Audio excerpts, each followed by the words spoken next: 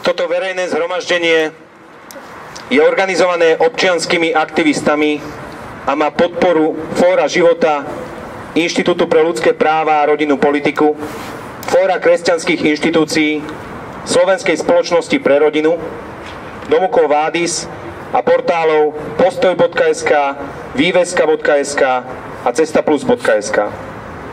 Paralelne k tomuto podujatiu sa rozhodli Kežmarčania usporiadať rovnaké podujatie s rovnakou myšlienkou, za čo im veľmi ďakujeme. Dnes sme medzi nás pozvali všetkých verejných činiteľov, vrátane prezidenta Slovenskej republiky, premiéra, ministrov či poslancov parlamentu a sme radi, že niektorí z nich medzi nás naozaj prišli. Teraz by som dal slovo našim hosťom, ktorí k téme prenasledovaných náboženských menšín majú čo povedať. Rovnako by sme vám chceli predstaviť podujatia zamerané na pomoc takýmto skupinám a na záver zhromaždenia by sme vám predstavili vyhlásenie apelujúce na pomoc prenasledovaným pre ich vieru. Dovoľte mi teraz ako prvého na pódium pozvať Antona Friča, fotografa, dokumentaristu, ktorý sa nedávno vrátil z niektorých problematických krajín. Poviem vám svoju skúsenosť, pozorovanie a pohľad na tento problém.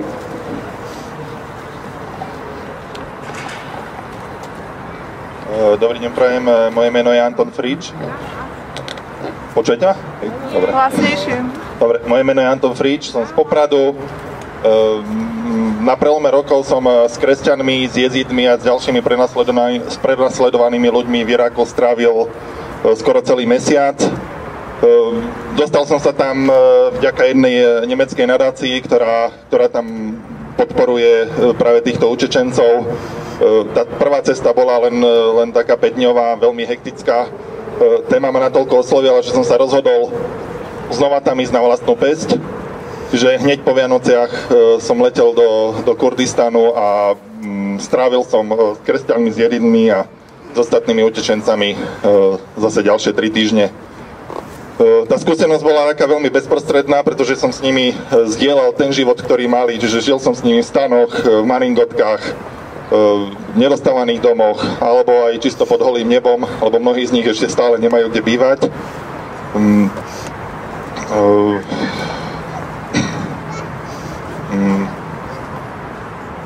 Sorry za trému. Trošku štatistiky, neviem, či tu niekto bude o tom hovoriť. Ešte pred 15 rokmi na základe konsenzu, alebo na základe sčítané ľudu z 1987 roku, bolo v Iraku 1,3 milióna kresťanov. V súčasnosti ich zostalo odhadom medzi 200 až 300 tisíc. Čiže milión kresťanov už bolo z Iraku vyhnaných. Z tých 300 tisíc je takmer 250 tisíc na úteku. No, väčšina z nich je v Kurdistane, ktorý je jediným bezpečným prístavom z celého Iraku. Je to severná časť Iraku, kde žijú Kurdi. Kurdistan je nezávislá republika, no viac menej nezávislá republika, ktorá predpokladám sa veľmi skoro stane nezávislým štátom. Je takým naozaj bezpečným prístavom pre všetkých utečencov. Je momentálne v Kurdistane, ktorý má 5 miliónov obyvateľov, je 1,5 milióna utečencov. Ja som najviac času strávil v Erbile, v kresťanskej štvrti Ankava, ktorá má 40 000 kresťanov. A do tohto 40 000 mestečka prišlo 50 000 utečencov. Čiže týchto 40 000 kresťanov sa stará o svojich 50 000 spolubratov. A si viete predstaviť, že tá situácia nie je nejako veľmi dobrá pre nich, pre nikoho z nich, pretože tí utečenci sú v stanoch, sú v školách, sú na verejných priestranstvách, že zaberajú školy tým miestnym ľuďom, čiže deti ani nechodia do škôl. Je tam obrovský nápor na rôzne služby, na kanalizáciu, na vodu. Čiže je to veľmi, veľmi zlá situácia. Najviac pomoci sa im dostáva od miestnych kresťanov a od miestnej chaldejskej diecézy, ktorá naozaj sa veľmi snaží týmto svojim spolubratom pomôcť.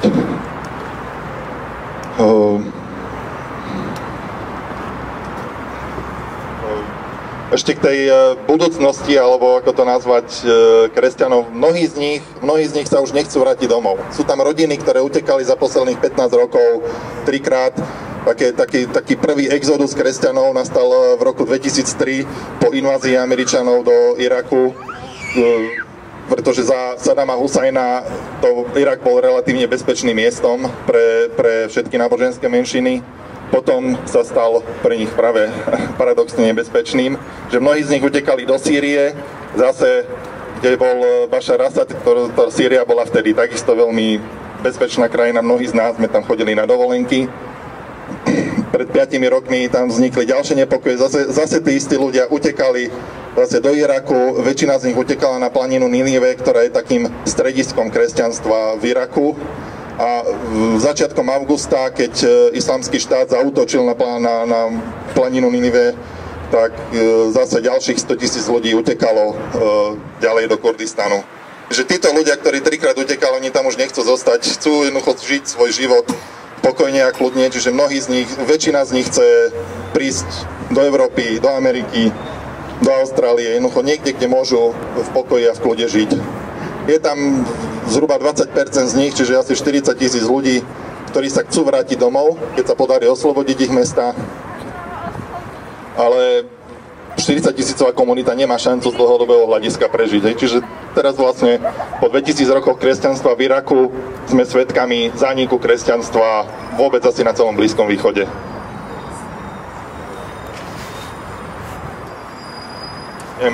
Asi slovami jedného miestneho kresťana z Mosulu by som chcel ukončiť môj prejav.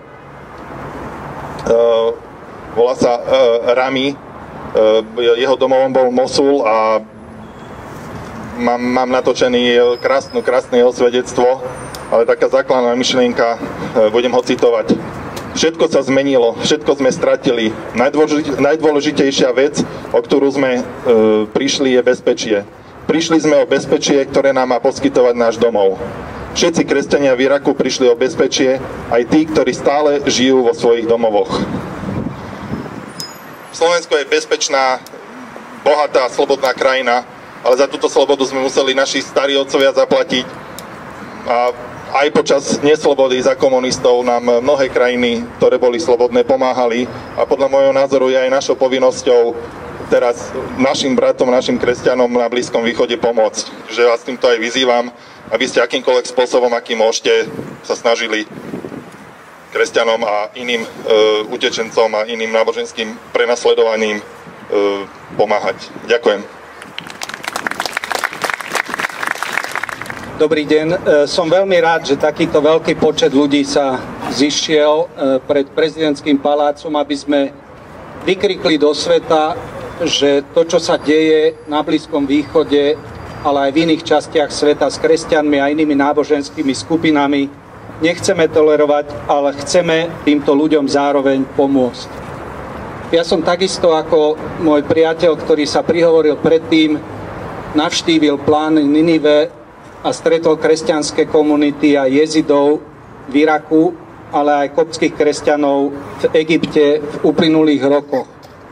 To, čo sa tam deje, je tak veľkou tragédiou, že dneska celé svetové spoločenstvo bez ohľadu na konfesiu s týmto chce čosi robiť. Môže sa nám totižto stať, že kresťania, ktorí žili v týchto sídlach od čias biblických, zahynú alebo budú vyhnaní za nášho života a bude to trochu aj naša vina, že tieto komunity zaniknú v 21. storočí, v čase, kedy sa hrdíme globalizáciou. Myslím si, že naša vláda prostredníctvom rozvojovej pomoci sa snaží pomáhať utečencom, či už zo Sýrie alebo z Iraku. Investovali sme do toho zo spoločných peňazí už stovky tisíc eur pre utečencov. Parlamentári sa snažia takisto mobilizovať pozornosť verejnosti, aby sme týmto kresťanom pomohli, ale stále je to málo. Musíme urobiť oveľa viacej, aby títo ľudia, ktorí zažívajú nehorázne príkorie, vraždenie, mučenie, aby sa toto zastavilo, aby sme im pomohli. Myslím si vzhľadom na to, že toto podujatie organizujú viaceré kresťanské mimovládne organizácie, ale nie len kresťanské, že máme jednu výhodu, že dnes je poverený východnými cirkvami, teda aj kresťanmi, o ktorých hovoríme, arcibiskup Cyril Vasil, muž, ktorého pápež vymenoval za sekretára kongregácie pre východné cirkve. Myslím si, že aj s jeho pomocou našich verejných činiteľov, ľudí z mimovládnych organizácií, politikov, ale aj všetkých občanov, urobíme čosi, aby sme týmto ľudí, ktorí sú sužovaní islamským fundamentalizmom, pomohli, aby mohli v obydliach, v ktorých ich predkovia už 2000 rokov žili, zostať a vychovávať svoje deti. Ešte raz vám veľmi pekne ďakujem, že ste svojou účasťou podporili toto verejné zhromaždenie. Ďakujem pekne. Vážení spoluobčania, priatelia, 40 rokov totality sme skúsili a vďaka Bohu aj prežili. Sme vďační za 25 rokov demokracie a slobody. Slobodu nikomu neverieme, zobrať si ju nedáme a každému ju doprajeme. Naši bratia a priatelia zo západu nás v ťažkých časoch povzbudzovali, podporovali, navštevovali a pomáhali nám. Teraz je rad na nás. Vyzývam všetkých občanov Slovenska i Európskej únie. Nebuďme nevšímaví, ľahostajní, utrpeniu iných. Verejnosť proti násiliu má byť aj dnes a všade, na celom svete. Ak my nebudeme bojovať proti terorizmu teraz, zajtra príde aj k nám. Nech platí aj dnes pokoj ľuďom dobrej vôle a na celom svete. Ďakujem vám. Z bezpečnostných dôvodov sa náš priateľ, ktorý žije na Slovensku, rozhodol nevystúpiť a prečítam jeho príhovor ja. Chcel by som začať Ježišovými slovami. Vylúčia vás zo synagóg, pa prichádza hodina, keď sa každý, kto vás zabije, bude nazdávať, že tým slúži Bohu. Ján 16.2. Ako kresťan pôvodom z Blízkeho východu poznám, ako sa tam žije. Nikto nemôže poprieť, že ľudské práva kresťanov sú v mnohých moslimských krajinách porušované. Dovolte mi uviesť pár príkladov. Je zakázané postaviť či opraviť kostol. Potrebujete na to povolenie od prezidenta. V niektorých krajinách, ak u vás nájdu Bibliu, pôjdete do väzenia.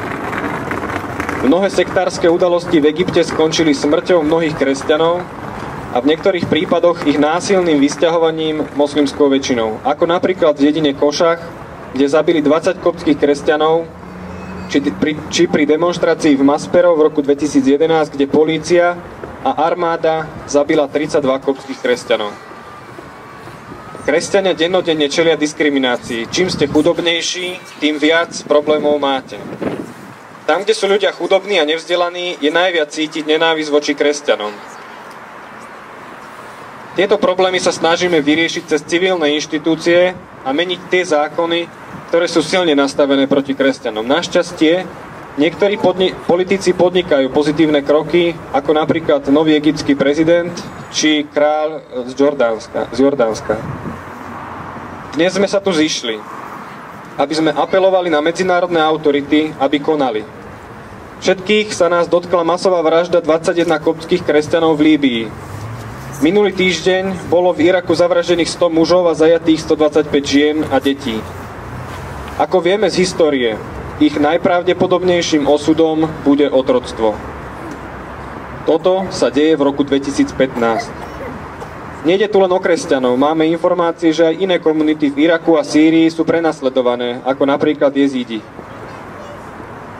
Wikipédia definuje genocídu ako čiastočné alebo úplné vyvraždenie skupiny osôb alebo jej ťažké duševné či telesné poškodenie s cieľom ju zničiť, zvyčajne z náboženských, rasových, jazykových či národnostných dôvodov. Neviem, či môžeme teraz povedať, že to, čo sa deje v Sýrii, Iraku a Líbii, je genocída. Alebo musíme počkať, kým všetky tieto skupiny budú vyvraždené a vyhnané a potom povieme, aha, bola to genocída. No vtedy už bude veľmi neskoro. Egyptská armáda zakročila a zaútočila na teroristickú organizáciu Islamský štát v Líbii. Takisto jordánska armáda zaútočila v Sýrii. Celý svet sa však potrebuje spojiť a zabezpečiť náboženskú slobodu pre všetkých. Môžem vás na 100% uistiť, že extrémistov nezastavia žiadne hranice. Majú svoju ideológiu a svoj cieľ. Ovládnuť celý svet a zaviesť moslimské právo šária.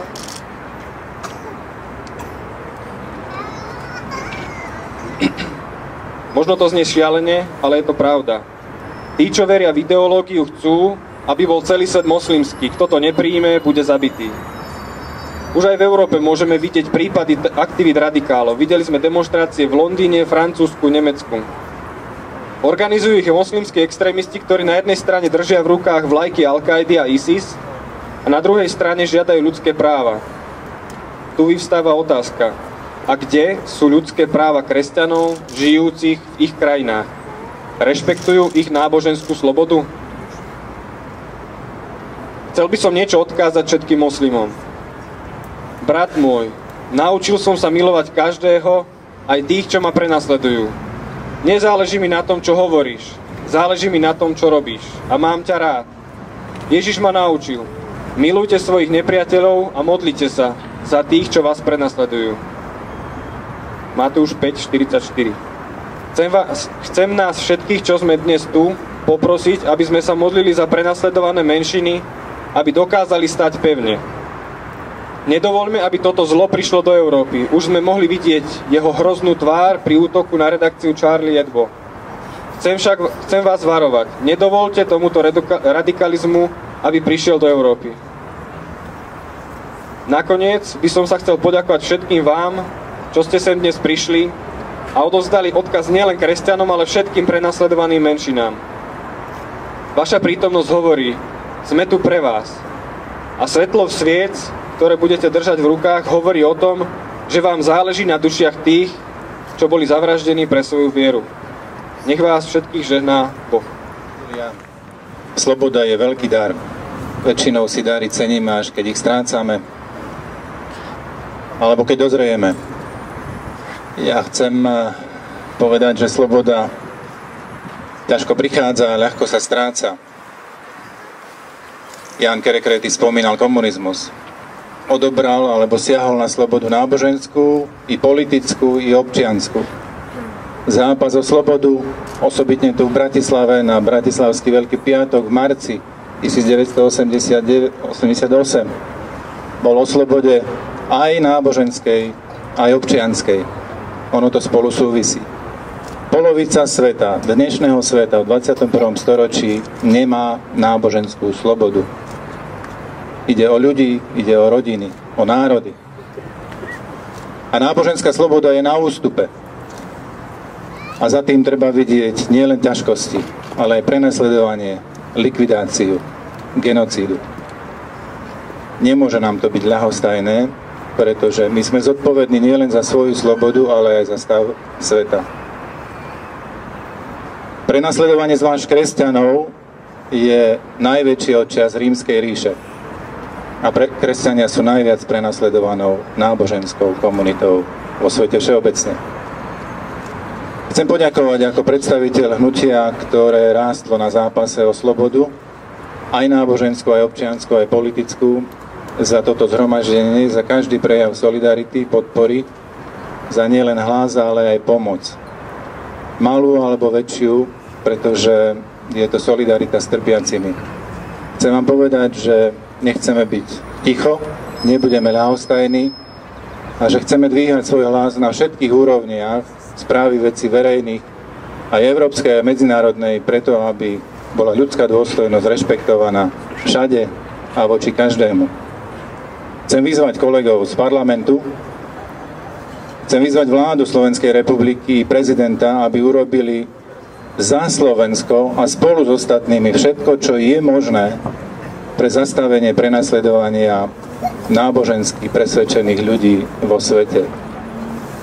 Chceme vyzvať Európsku úniu, Organizáciu spojených národov, Organizáciu islamských štátov, Africkej únie, Medzinárodný červený kríž a všetky organizácie, ktoré majú autoritu, moc, prostriedky, možnosti pomôcť ľuďom, zvlášť na Blízkom a Strednom východe, ale aj v Afrike. Milí priatelia, chcem na záver povedať jedno. Napriek všetkým zjednodušovaniam, že ide o zrážky civilizácií a kultúr, nie je to tak. Deliaca čiara v dnešnom svete nie je medzi civilizáciami. Deliaca čiara je medzi úctou k životu na jednej strane a fanatizmom na strane druhej. Fanatizmom náboženským, ateistickým, politickým, ideologickým alebo etnickým. Buďme tí, ktorí eliminujú priestor pre fanatikov a fanatizmus, aby bolo viac slobody a viac úcty k ľudskej dôstojnosti. Ďakujem vám, že ste tu a že prispievate ku kultúre úcty k človeku, trpiacemu, ku kultúre života a solidarity so slabšími. Ďakujem pekne. Žijeme genocídu. Sme svedkami genocídy, ktorá nie odvtedy, ako zavraždili 22 koptov, ale už 7 rokov, minimálne 7 rokov od únosu mosúlskeho arcibiskupa, ktorého po 4 dňoch zavraždili, sa deje na Blízkom východe. Európske parlamenty, myslím teraz krajiny Európskej únie, sa predháňali, kto príjme rezolúciu, ktorá odsudzovala genocídu Arménov. V tom čase, keď bola páchaná genocída Arménov, nebolo ani rádio, ani televízia, ani video, ani svedkovia, ktorí by prišli povedať, čo sa tam deje. Stretla som sa s viacerými ľuďmi aj tento týždeň. Položili mi otázku. Čo vám ešte máme doniesť? Máte videá, máte filmy, máte svedectvá, máte ľudí, predstaviteľov cirkvi, predstaviteľov komunít, ktoré chodia do Európskeho parlamentu a podávajú si kľúčky a nerobíte nič. Nerobíte nič. A ja som preto rada, že ten, kto sa musí postaviť, je občianská spoločnosť. Musia sa postaviť kresťania, ktorí povedia svojim štátnym a vládnym predstaviteľom: konajte. Konajte, ja vás veľmi prosím.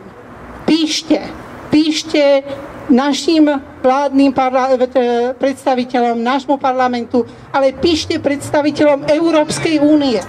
A dokonca by som vás požiadala, píšte 2 najmocnejším predstaviteľom najmocnejších štátov. Pretože raz si to budeme vyčítať. Bolo tu povedané, že títo ľudia už pozerajú len na európske krajiny, kde môžu skončiť ako azylanti. Veľa z nich sa chce vrátiť. To je ich domovina.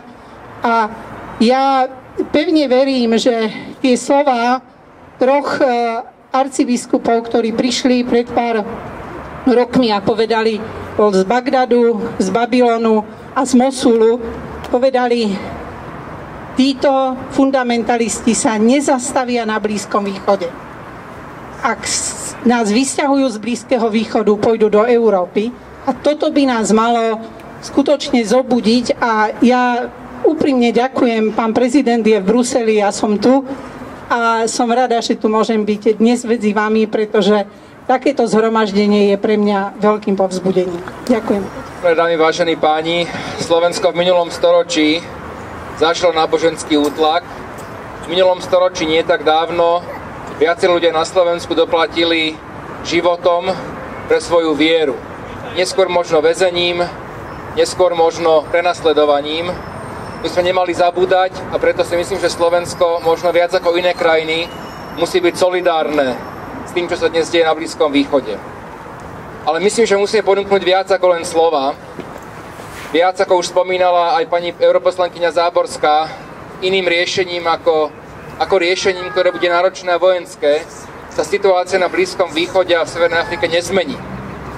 Mierové pochody sami o sebe tú situáciu nezmenia. Je to stred civilizácií, stred hodnôt. A to si musíme tiež uvedomiť.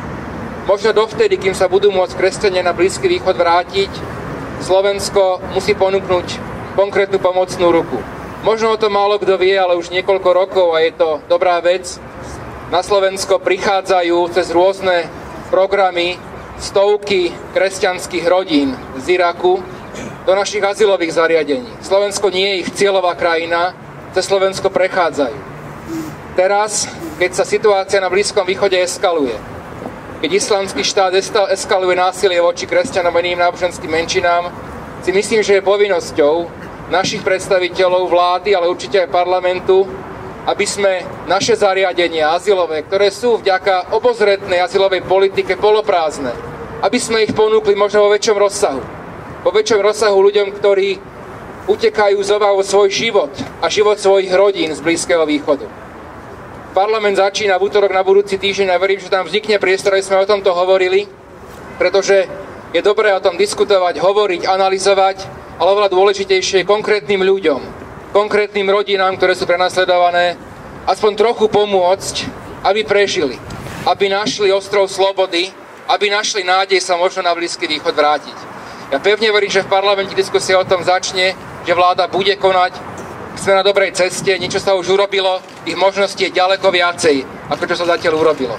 Ďakujem veľmi pekne za to, že ste tak prišli v takom počte, lebo to bude tiež odkaz aj našim vládnym predstaviteľom, že to je téma, ktorou ľudí na Slovensku, ktorá ich zaujíma, ktorá je dôležitá pre prežitie celej našej civilizácie. Ďakujem veľmi pekne. Príjemný podvečer, moje meno je Martin Štúk a som asistentom pána europoslanca Branislava Škripeka a chcem prečítať jeho krátky pozdrav tomuto zhromaždeniu. Milí priatelia, vážim si, že ste dnes prišli vyjadriť podporu prenasledovaným kresťanom, ako aj iným prenasledovaným menšinám vo svete. Pre pracovné povinnosti v Bruseli nemôžem stáť dnes spolu s vami tu. Vaša tichá prítomnosť a zapálené sviece v rukách sú znakom vášho záujmu a účasti na osudoch tých, ktorí je na svete dnes hrozne ubližované. Dozvedávame sa o otrasných činoch členov Islamského štátu, ktorí sa nezastavia pred ničím.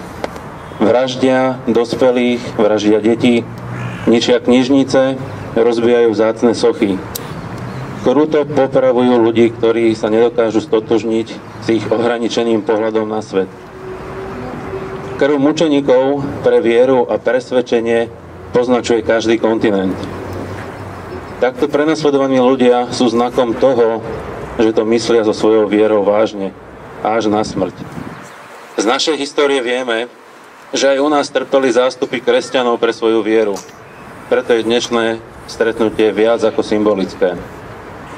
Môžeme si spomenúť na všetkých mučeníkov, ktorí boli vystavení potupe pre meno Ježiš Kristus. On sám povedal, že to takto bude s nami. Budú vás prenasledovať a vypočúvať po synagógach. No napriek tomu, alebo práve preto, nemôžeme zostať ticho, keď ľudia trpia pre svoju vieru. Ich tiché utrpenie kričí, lebo ak my nebudeme hovoriť, tak skaly budú kričať a stanú sa nám žalobcami na Božom súde. Priatelia, chcem vás vyzvať k odvahe, aby takto, ako dnes tu stojíme na tomto mieste, sme sa nebáli s odvahou hlásať svoju vieru. Lebo aj k nám sa blíži nová ideológia, je to genderová. Nenápadne sa na jej stranu stavajú vplyvné osobnosti a médiá. Výsledkom bola aj štvavá kampaň pred referendum. Nedajme sa zastrašiť a keď príde náš čas, aby sme verejne vyznali svoju vieru, neváhajme. Pridajme sa k zástupu našich predkov či zavraždených kresťanov. Nech dobrý Boh ochraňuje naše Slovensko. Branislav Škripek, europoslanec. Ďakujem veľmi pekne ešte raz za prejavy. Rovnako by som chcel prečítať len také krátke poďakovanie a zdôvodnenie od poslaneckého klubu Olana. Ďakujeme organizátorom za zvolanie tohto verejného zhromaždenia aj za pozvanie. Hoci sa z dôvodu dlhodobo plánovaných pracovných povinností nášho klubu mimo Bratislavu nemôžeme zúčastniť, vyjadrujeme tomuto zhromaždeniu plnú podporu. Naša pozornosť a solidarita patrí ale najmä prenasledovaným kresťanom i všetkým ostatným prenasledovaným vo svete. Nesmieme a nechceme byť ľahostajnými. Pokladáme za svoju povinnosť aj ako poslanci byť v tejto veci iniciatívni a poskytnúť všemožnú podporu aktivitám v prospech týchto ľudí. Poslanecký klub obyčajných ľudí a nezávislých osobností. Rovnako by som chcel poďakovať aj všetkým ostatným poslancom, ktorí tu vidím, ktorí sú tu prítomní. Ďakujem veľmi pekne za vašu účasť a dúfam, že to, čo dneska tu aj odznie, že naozaj sa budete o to zasadzovať v parlamente. Teraz by som chcel pozvať na pódium Moniku Klobušickú ako zástupkyňu iniciatívy Veslujeme za Sýriu, aby vám povedala niečo o tomto projekte. Ďakujem veľmi pekne za slovo. My sme sa zamýšľali nad tým, ako konkrétne môžeme pomôcť nejakým konkrétnym prenasledovaným. Vyberali sme si Sýriu čisto prakticky, lebo poznáme sestru z komunity, ktorá v Sýrii majú zriadenú nemocnicu a pýtali sme sa, ako môžeme konkrétne pomôcť čo najrýchlejšie. Povedali, že potrebujú dostávať túto nemocnicu a tak sme sa rozhodli spraviť Veslujeme pre Sýriu. Veslujeme pre Sýriu je projekt, ktorý zriadili dvaja páni. Jeden z nich je Miloš Lichner, dekan Teologickej fakulty Trnavskej univerzity, a druhý je Jano Žižka, reprezentant Slovenska vo veslovaní z Atlanty a zo Sydney. Títo dvaja páni sa zamýšľali nad tým, že ako najčastejšie prenasledovaní utekajú, tak je to veslovaním, čo poznáme mnohí z južnej oblasti z Európy. A zhodou okolností zo Sýrie neutekajú, ale tie kopce boli ťažšie, tak sa rozhodli priniesť dva trenažéry veslárske do Teologickej fakulty a každý z nás si môže pokúsiť aspoň symbolicky sa priblížiť týmto utečencom, takže si zavesluje. Ideálne aj za to, že nejakým spôsobom prispieť, či už euro 50 eur alebo koľko na túto nemocnicu. Takže všetkých by sme vás chceli privítať 20. marca od 14. hodiny začína 24-hodinové veslovanie, čiže aj nočné veslovanie na Teologickej fakulte na Kostolnej 1. Hneď vedľa jezuitov, tam bude aj zvonku vidieť. Kto prídete, budeme veľmi radi, ak nás prídete povzbudiť. A toto veslovanie trvá 24 hodín, čo znamená, že budú tam prednášky, diskusie s ľuďmi z migračného úradu. Samozrejme, že tam budú aj Sýrčania z tejto oblasti, ktorí pripravia v sobotu ráno raňajky od 9. Bude tam detský kútik a pokiaľ nás chcete podporiť, tak na ľuďom už momentálne beží zbierka na Sýriu. A naozaj každý peniaz je podstatný pre nich a všetky peniaze, ktoré sa vyzbierajú, idú rovno na túto zbierku. So sestričkou zo Sýrie, ktorá je garantom tejto zbierky, sa budete môcť rozprávať aj týchto 24 hodín. Čiže pokiaľ niekto z vás bude môcť prísť 20. marca alebo 21. od 2. do 2. po obede, budeme veľmi radi. Program budeme ešte ďalej sa snažiť nejakým spôsobom dostať medzi všetky komunity. Ďakujem vám veľmi pekne, ak prídete a tešíme sa na vás. Ďakujem Monike veľmi pekne. Zároveň by som vás chcel upozorniť, alebo teda upriamiť vašu pozornosť na týždeň zápasu za ľudské práva, respektíve spomienku na sviečkovú manifestáciu z 25. marca 1988 organizovanú Fórom kresťanských inštitúcií. Počas tohto týždňa zápasu za ľudské práva sa uskutočnia mnohé fóra, mnohé výstavy, všetko nájdete na stránke fki.sk, ale chcel by som teda minimálne upriamiť vašu pozornosť naozaj na 25. marec a na spomienkové zhromaždenie k sviečkovej manifestácii. Teraz by som ešte pozval na pódium v podstate už posledného rečníka dneska. Tomáš Kováčik by vám prečítal naše vyhlásenie. My, účastníci verejného zhromaždenia na podporu prenasledovaných kresťanov a iných náboženských menšín vo svete, sme sa dnes 3. marca 2015 zišli v Bratislave a v Kežmarku, aby sme vyzvali predstaviteľov Slovenskej republiky, Európskej únie a Organizácie spojených národov, aby neodkladne vyvinuli intenzívne úsilie na zastavenie násilia a zabíjania kresťanov a iných náboženských menšín vo svete, najmä organizáciou Islamský štát, a aby konkrétne pomáhali obetiam násilia.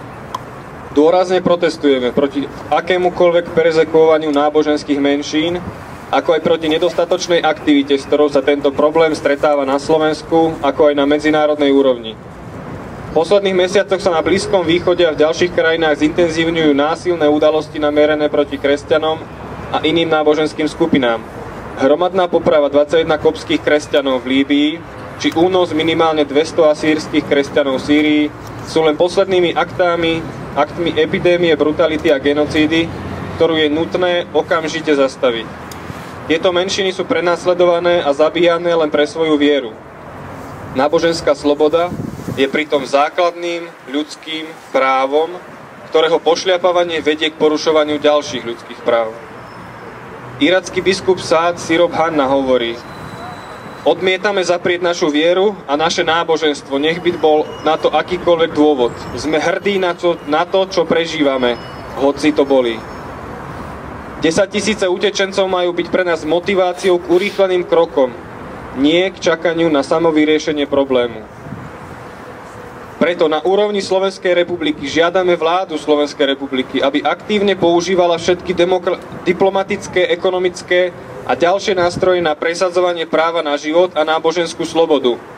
A aby v spolupráci s Európskou úniou a Organizáciou spojených národov realizovala adekvátne kroky voči krajinám, ktoré túto slobodu porušujú. Vyzývame tiež vládu, aby poskytla azyl prenasledovaným, najmä rodinám nedávno popravených kresťanov, ako aj humanitárnu pomoc prenasledovaným. Apelujeme aj na občanov, aby sa v rámci svojich možností zapojili do tejto pomoci. Žiadame Európsku úniu a OSN o vykonanie konkrétnych krokov, ktoré zabezpečia bezpečnosť prenasledovaných a náboženskú slobodu vo svete. Žiadame ich o nemlčanie pri páchaní násilia voči kresťanom a iným náboženským menšinám a konanie konkrétnych krokov, vedúcich k jeho eliminácii a predchádzaniu. Samozrejmou žiadosťou je poskytnutie humanitárnej pomoci a ponúknutie azylu prenasledovaným. My všetci nesieme zodpovednosť za pokoj, mier a slobodu vo svete, vrátane slobody svedomia a náboženského presvedčenia. Z očí v oči nárastu nábožensky motivovaného násilia voči kresťanom a náboženským menšinám vo svete, no aj v Európe, si musíme túto zodpovednosť uvedomovať a konať. Prítomnosťou na tomto zhromaždení a zapálenou sviecou položenou k fontáne pred prezidentským palácom, ktorá nesie názov Zem, planéta mieru, vyjadrujeme solidaritu s trpiacimi pre vieru po celom svete. V Bratislave a Kežmarku 3. marca 2015.